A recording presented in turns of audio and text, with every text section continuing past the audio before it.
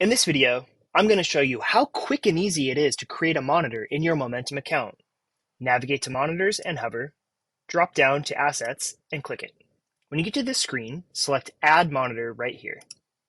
You're going to see a complete list of all the monitors available in your Momentum account.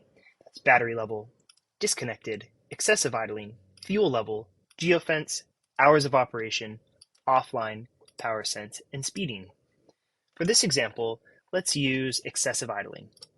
So select the monitor that you want and click Next.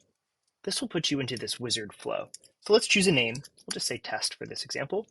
It defaults at 15 minutes and we'll keep it like that. But you can choose any time that makes sense for your business. Click Next, and then you can choose how to assign this monitor. Global will assign it to every vehicle in your fleet. You can go location specific, group specific, or down to an individual asset. Once you make your selection, click Next. Then you can choose to follow or unfollow the monitor and set a priority to normal or high. You can also choose how you want to receive your alert, via email and text message, or one or the other. Click Add, and you're done. You've created a monitor in less than a minute. It's super easy and it's super quick.